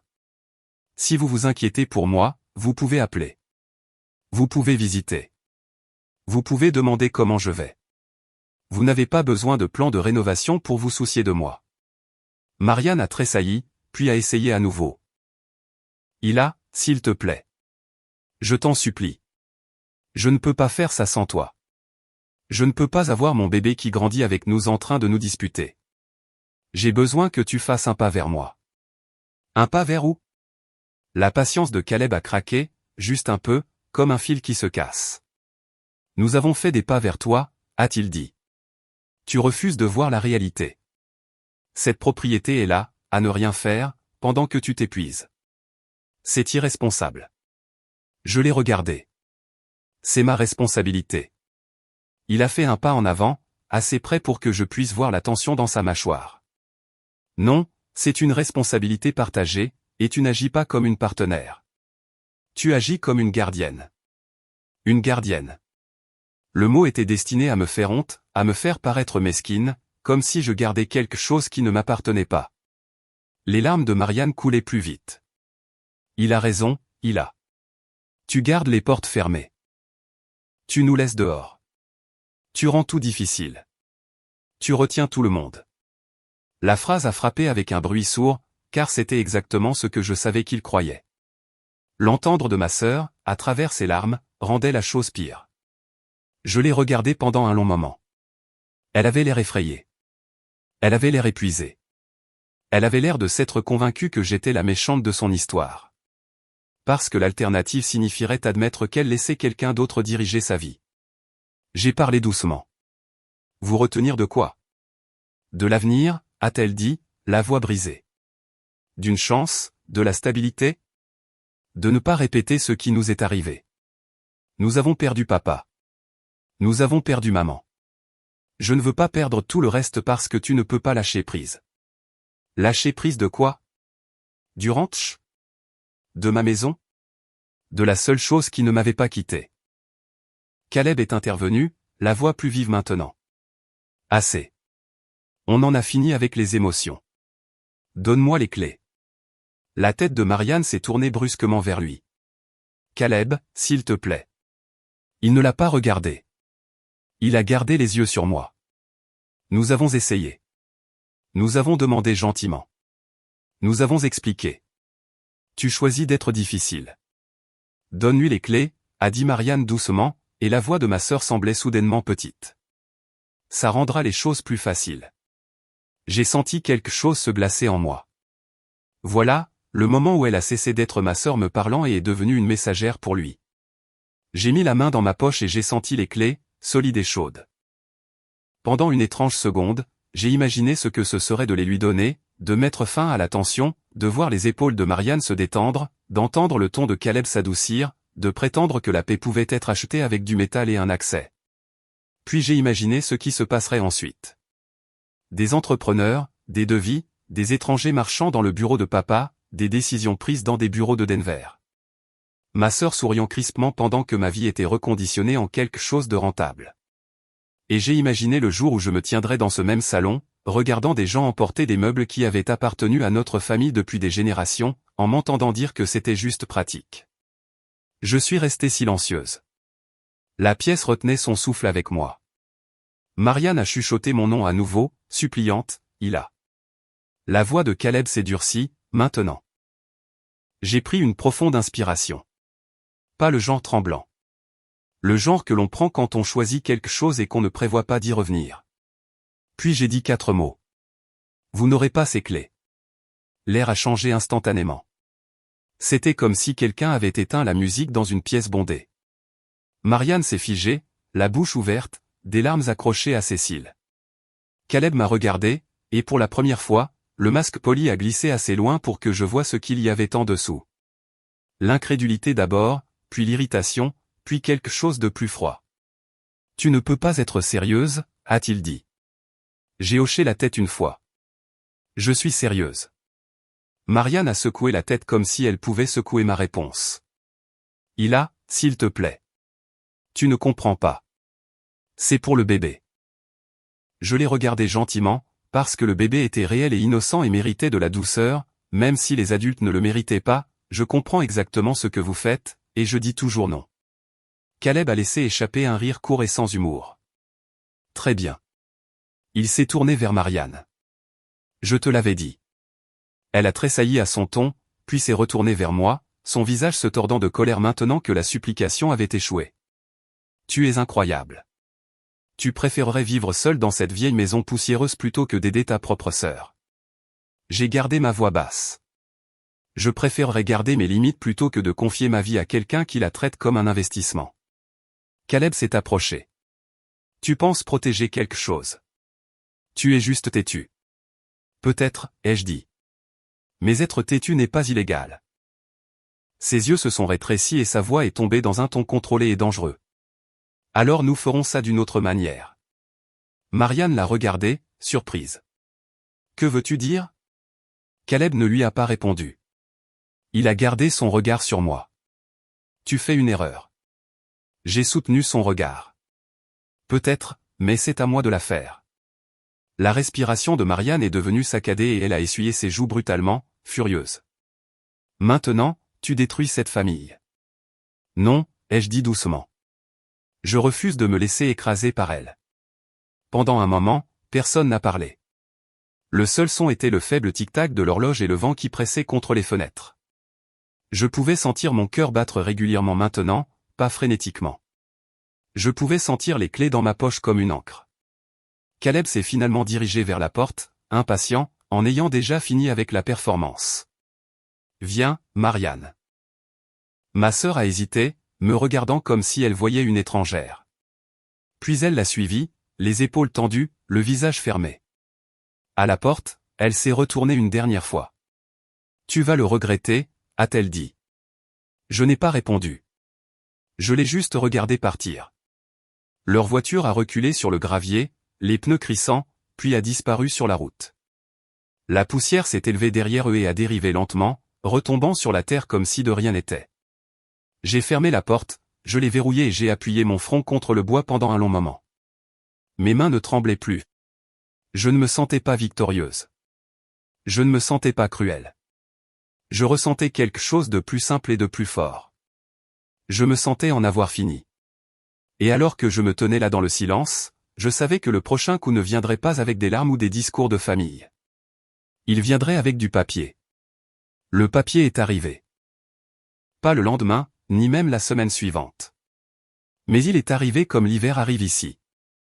Silencieusement d'abord, puis tout d'un coup, jusqu'à ce que vous leviez les yeux et réalisiez que le monde entier a changé. La première lettre est arrivée à la fin du printemps, glissée dans ma boîte aux lettres comme si elle y avait sa place. Un avis formel d'Andrew Collins. Langage calme, intention ferme. Il décrivait les tentatives de résoudre les problèmes à l'amiable. Il faisait référence à mon refus d'accorder l'accès et le présentait comme un obstacle à la planification familiale. Il mentionnait à nouveau la possibilité de partition et utilisait l'expression « détérioration de l'actif », comme s'il décrivait un toit qui fuit, pas une maison vivante. Daniel Brox et moi avons géré la paperasse. Nous avons répondu. Nous avons tout documenté. Nous sommes restés polis, cohérents et inébranlables. La loi avançait lentement, comme elle le fait toujours. Et cette lenteur était à la fois une bénédiction et une torture. Il y a eu des semaines où rien ne s'est passé, et j'ai presque réussi à me convaincre que Caleb était passé à autre chose. Puis une autre lettre arrivait, me rappelant que le silence ne signifie pas la paix. Au moment où l'été s'est estompé pour laisser place à l'automne, j'ai appris à vivre avec la pression comme on vit avec un orage lointain. On l'entend, on sait qu'il est là, mais il faut quand même nourrir les animaux, réparer la clôture et garder les lumières allumées. Le karma ne se presse pas. Il ne débarque pas avec des feux d'artifice et des applaudissements. Parfois, il attend juste que les gens trébuchent sur leur propre choix.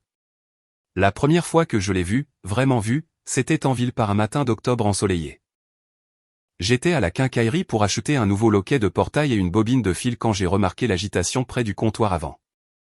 Un homme en veste impeccable gesticulait trop fort, la voix assez vive pour que les gens commencent à faire semblant de regarder les rayons pour pouvoir écouter sans en avoir l'air.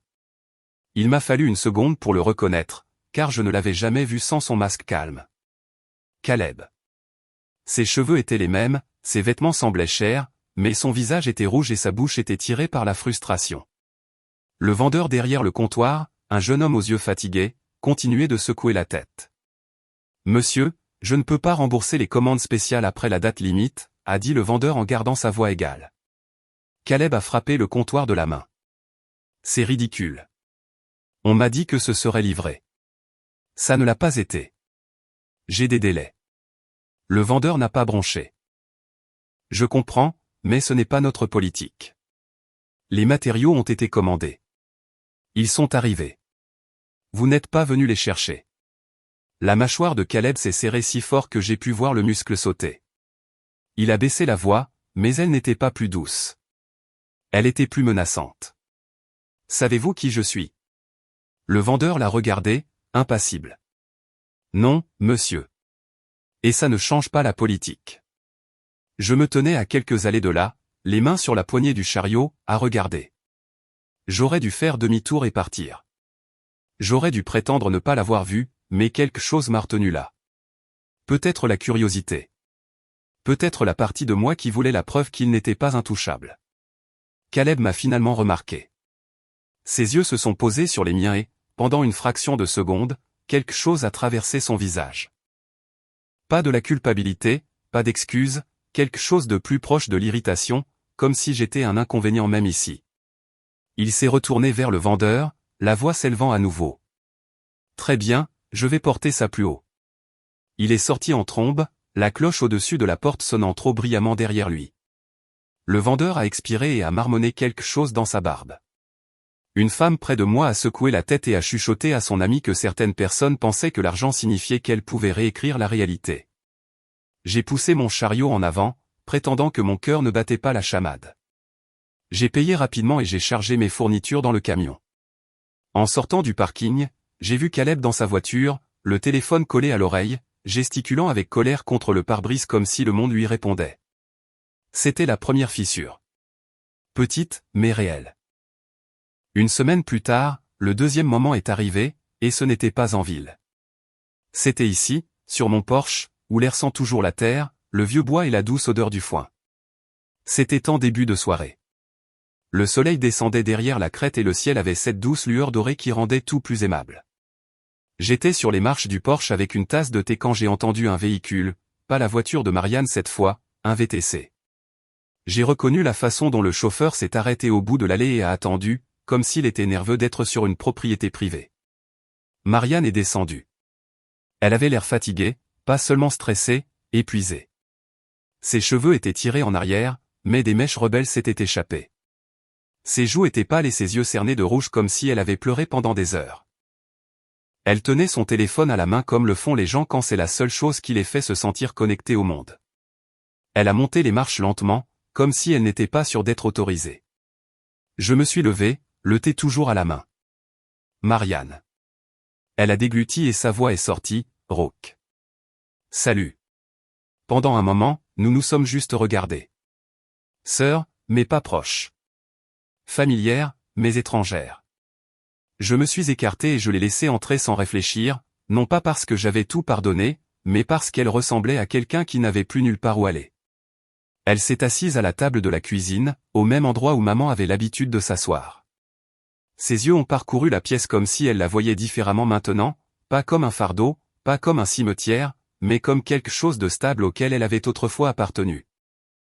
J'ai posé un verre d'eau devant elle et j'ai attendu. Elle ne l'a pas bu. Elle a regardé ses mains. Puis elle a dit très doucement, il est en train de perdre la tête. J'ai cligné des yeux. Caleb. Elle a hoché la tête et les larmes ont de nouveau rempli ses yeux, plus vite qu'elle ne pouvait les arrêter.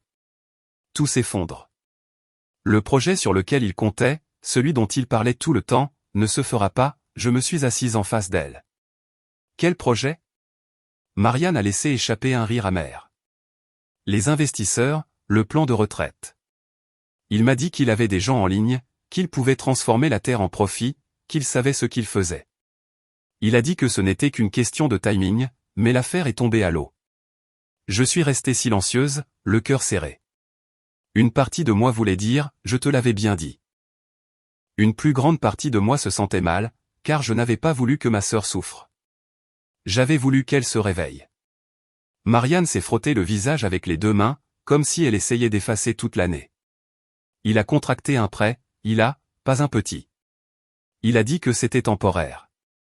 Il a dit que nous le rembourserions quand le plan serait lancé, mais maintenant il n'y a rien à lancer. Il n'y a que des dettes.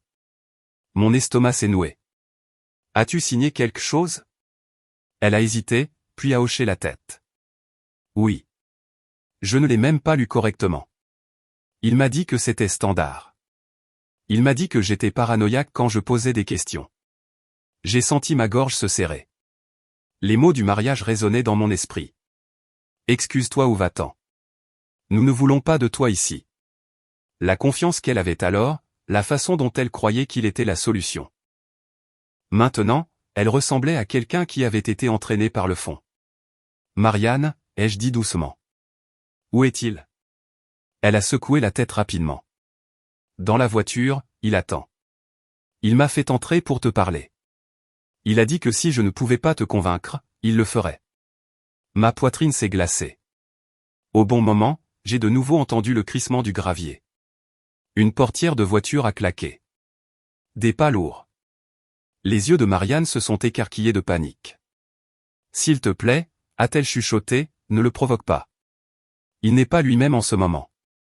Je me suis levé lentement et je me suis tourné vers le couloir. Les clés étaient dans ma poche, comme toujours. J'ai senti leur poids familier, et au lieu de réconfort, cela m'a donné de la clarté. La porte d'entrée s'est ouverte sans qu'on frappe. Caleb est entré comme si l'air lui appartenait. A-t-il dit, et sa voix était trop douce. Nous devons parler. Marianne s'est levée si vite que sa chaise a grincé. Caleb, arrête.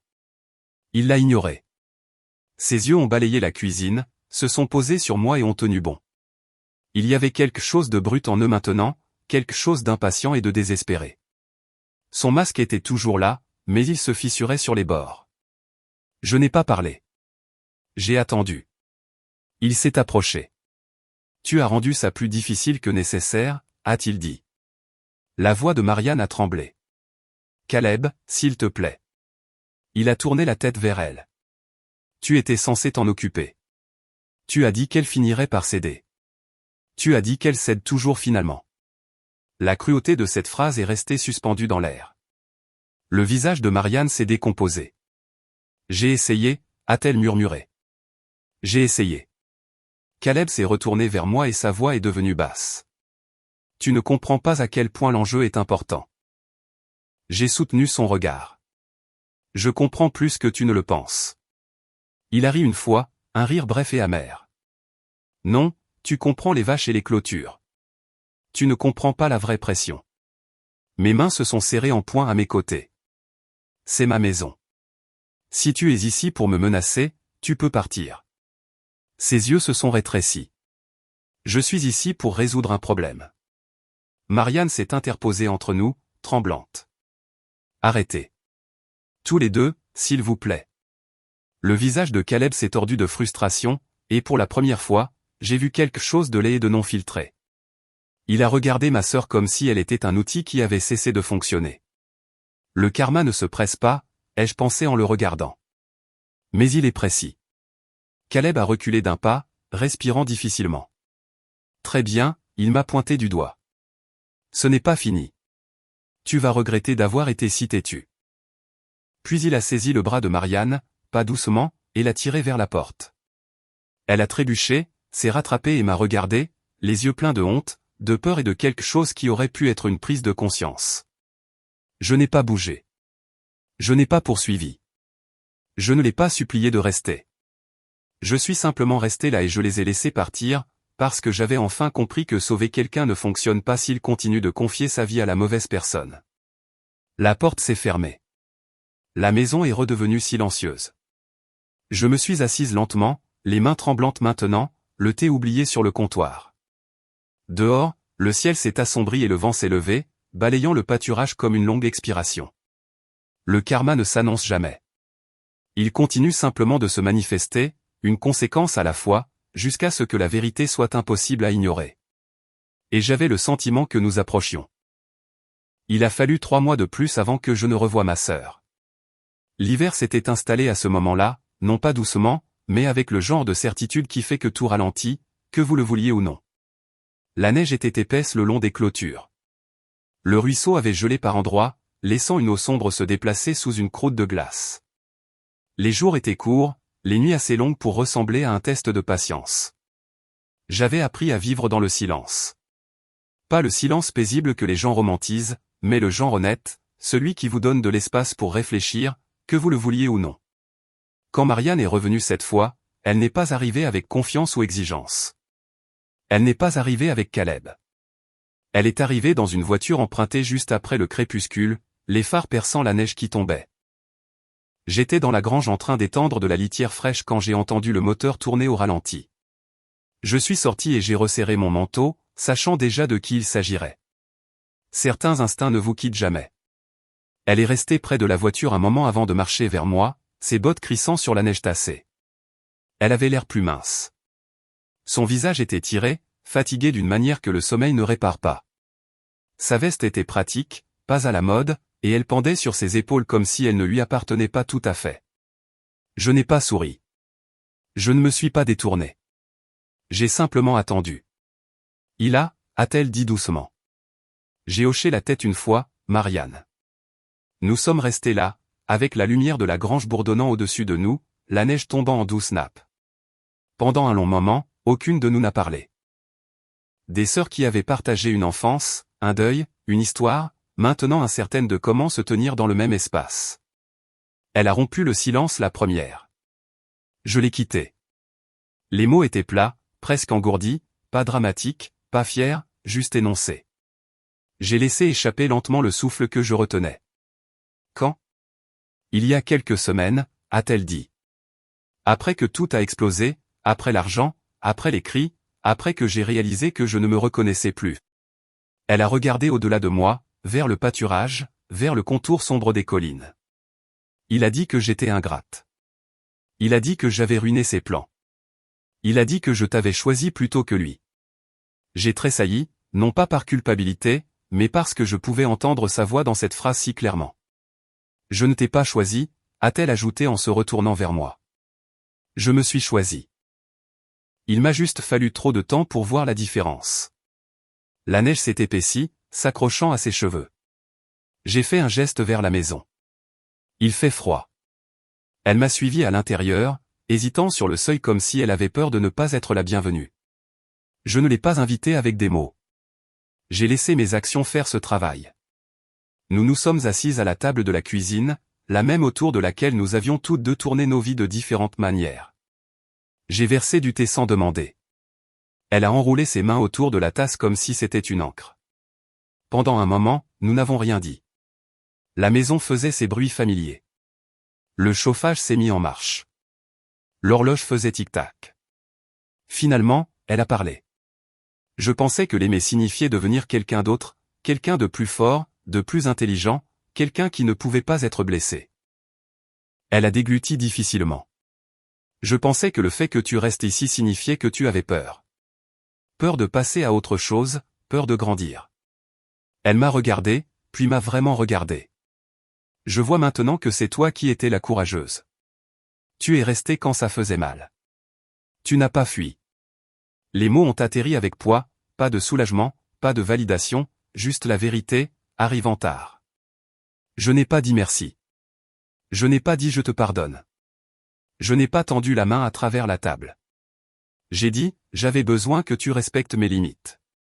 C'est tout. Elle a hoché la tête, des larmes coulant sur son visage sans un bruit. Je sais, et je ne l'ai pas fait. Je l'ai laissé me convaincre que les limites étaient égoïstes, que l'amour signifiait l'accès, le contrôle. Elle a essuyé ses joues avec le dos de sa main. J'avais tort. Nous sommes restés avec ça pendant un long moment. Finalement, elle m'a parlé du bébé. C'est un garçon, a-t-elle dit doucement. Noah. Le nom est resté entre nous, fragile et réel. De combien de temps, ai-je demandé. Elle me l'a dit et j'ai fait le calcul sans commenter. J'ai demandé si elle était en bonne santé, si elle avait du soutien, si elle était en sécurité. Elle a répondu honnêtement, oui, principalement, pas complètement. Je n'ai pas offert de solution. Je n'ai pas offert de réparer quoi que ce soit. J'ai écouté. Quand elle a finalement relevé la tête, ses yeux étaient plus clairs. Il continue de poser des questions sur le ranch, sur toi, sur si je peux te convaincre de reconsidérer maintenant que les choses sont différentes. J'ai soutenu son regard fermement. Et que lui dis-tu? Elle a hésité, puis a dit, je lui dis que le ranch n'a jamais été le problème. C'était le miroir. Quelque chose dans ma poitrine s'est desserré à ça. Pas assez pour effacer le passé, assez pour respirer. Je ne demande pas les clés, a-t-elle dit rapidement. Je ne demande pas l'accès. Je ne demande rien de ce genre. J'avais juste besoin de te voir, de te dire que je comprends maintenant. Je l'ai cru, et je savais aussi que croire ne signifiait pas que les choses pouvaient redevenir comme avant. Je suis contente que tu sois en sécurité, ai-je dit. Je suis contente que tu sois parti. Mais ça ne change pas comment les choses sont entre nous. Elle a hoché la tête, la douleur vacillant sur son visage. Je sais. Je n'attends pas de pardon. Je ne voulais juste pas disparaître sans le dire. Nous avons parlé un peu plus longtemps de choses pratiques, de ses plans, de l'endroit où elle pourrait vivre ensuite, de l'incertitude d'élever un enfant seul. Quand elle s'est levée pour partir, elle s'est attardée près de la porte. Je pensais que la famille signifiait ne jamais se dire non, a-t-elle dit. Maintenant, je pense que ça signifie ne pas se détruire mutuellement pour se sentir en sécurité. Je n'ai pas répondu tout de suite. Puis j'ai dit, la famille, c'est savoir où tu finis et où quelqu'un d'autre commence. Elle a esquissé un petit sourire triste. J'aurais aimé apprendre ça plus tôt. Je lui ai ouvert la porte. La neige tourbillonnait, froide et propre. Elle est sortie, puis s'est retournée une dernière fois. Je suis désolée, a-t-elle dit. Pas pour le ranch, pour l'avoir choisi plutôt que toi. J'ai soutenu son regard. Je n'ai pas dit que c'était bon. Je n'ai pas dit je te pardonne. J'ai dit, prends soin de Noah. Elle a hoché la tête, les larmes revenant, et a marché dans la neige. J'ai fermé la porte et je me suis appuyé contre elle, sentant le poids de tout ce que nous avions dit et de tout ce que nous n'avions pas dit. Les sœurs ne reviennent pas toujours l'une vers l'autre comme on l'imagine. Parfois, elles reviennent changées. Parfois, elles ne reviennent qu'à moitié. Je suis resté là, dans la maison silencieuse, sachant que ce que nous avions maintenant n'était pas une réconciliation. Et après cette nuit, les choses sont finalement devenues silencieuses d'une manière qui semblait méritée. L'hiver est passé comme il le fait toujours ici, relâchant lentement son emprise sans cérémonie. La neige a fondu le long des clôtures, puis dans le pâturage, puis sur le long chemin de terre qui mène au ranch. La saison de la boue est venue et repartie. La saison des vélages a suivi. La vie a continué d'avancer, non pas parce que quelqu'un l'a décidé, mais parce que c'est ce que fait la vie quand on arrête de la combattre. J'ai passé plus de temps seul, mais je n'étais pas seul. Il y a une différence que je n'ai comprise qu'en la vivant. Je me suis réveillé avec le soleil. J'ai travaillé jusqu'à ce que mon corps soit fatigué de la bonne manière, de la manière honnête. J'ai cuisiné des repas simples. J'ai dormi profondément. J'ai arrêté de vérifier mon téléphone chaque fois qu'il vibrait, car la peur qui y vivait n'avait plus nulle part où atterrir. Les lettres d'avocat se sont raréfiées, puis ont cessé. Daniel a confirmé ce que je sentais déjà dans mes os. Caleb avait de plus gros problèmes maintenant. Des dettes, une réputation, des projets qui ne se sont jamais vraiment remis. Les gens qui prenaient autrefois ses appels ont cessé de les retourner. La pression qu'il avait essayé de me transférer s'était retournée contre lui, s'effondrant sous son propre poids. Marianne n'est pas revenue cette année-là. Nous parlions occasionnellement, prudemment. De courts messages, des nouvelles de Noah, un terrain neutre. Il n'y avait pas de prétention que nous étions les mêmes sœurs qu'avant. Il n'y avait pas non plus de prétention que nous étions ennemis. Nous existions quelque part entre les deux. Tenus ensemble par une histoire partagée et séparés par des vérités dures apprises trop tard. Et le ranch est resté. C'est la partie que les gens aiment présenter comme une victoire. Comme si j'avais gagné quelque chose, comme si je les avais battus, comme si la terre était un prix à la fin d'un long combat. Mais le ranch n'a jamais été le trophée. Je me suis tenu sur le porche un matin de début d'été, un café à la main, regardant la lumière se déplacer sur les collines, et j'ai enfin compris ce que j'avais protégé tout ce temps. Ce n'était pas une superficie. Ce n'était pas des bâtiments, des clôtures ou des droits miniers. C'était le droit de vivre ma vie sans être forcé de m'effacer pour le confort de quelqu'un d'autre. Les clés sont toujours accrochées près de la porte arrière. Même crochet, même anneau, même poids dans ma poche quand je les porte. Elles n'ont jamais changé. Ce qui a changé, c'est la façon dont je les comprenais. Elles n'ont jamais été une question de pouvoir. Elles étaient une question de responsabilité, de se montrer présent même quand personne ne regardait, de tenir des promesses faites à des gens qui n'ont plus de voix. Je pensais que garder le ranch signifiait s'accrocher au passé. Maintenant, je sais que cela signifiait m'accrocher à moi-même. Je pense parfois à papa. À la façon dont il se tenait sur le pas de la porte à la fin de la journée, fatigué mais satisfait. Je pense à maman à la table de la cuisine, fredonnant en travaillant, créant un sentiment de foyer à partir de rien d'autre que de l'attention et du soin. Ils ne m'ont pas laissé de terre. Ils m'ont laissé une norme. Et pendant un temps, j'ai confondu cette norme avec le sacrifice. Je pensais qu'être loyal signifiait rester silencieuse, laisser passer les choses, absorber l'inconfort des autres pour qu'ils n'aient pas à y faire face. Je me trompais. Le silence n'est pas une faiblesse quand il est choisi. C'est une force quand il maintient une limite. Je n'ai pas élevé la voix. Je n'ai pas menacé. Je ne me suis pas expliqué jusqu'à l'épuisement. J'ai dit non quand c'était important. Et j'ai laissé les conséquences retomber là où elles devaient être. Il y a encore des moments où ça fait mal. Des moments où je vois des sœurs rire ensemble en ville ou où j'entends quelqu'un parler de la famille comme si c'était toujours un endroit sûr. Le deuil ne disparaît pas simplement parce que vous avez fait le bon choix. Il change de forme. Il devient quelque chose que vous portez au lieu de quelque chose qui vous porte. Mais je ne regrette pas ce que j'ai fait. Je n'ai pas perdu ma sœur parce que j'ai tenu bon. Je l'ai perdue quand elle a décidé que l'accès comptait plus que le respect. Ce que nous avons maintenant est plus calme, plus petite et plus honnête. Ce n'est pas un échec. C'est la réalité. La terre à l'extérieur de ma fenêtre ne me juge pas. Elle répond aux soins, pas à la performance. Elle enseigne la patience sans demander la permission. Elle me rappelle chaque jour que la croissance ne vient pas de la force. Elle vient du temps, des limites et du fait de savoir quand arrêter de donner. Ce que j'ai gardé, ce n'était jamais la terre. Ce que j'ai gardé, c'était ma dignité. Et cela a fait toute la différence. Si on vous a déjà dit que vous étiez trop ou pas assez pour votre propre famille, souvenez-vous de ceci. Le silence peut être un pouvoir, et la vérité peut être la vengeance la plus bruyante. Dites-moi dans les commentaires ce que l'intégrité signifie pour vous et d'où vous écoutez. Merci beaucoup d'avoir passé ce moment avec moi.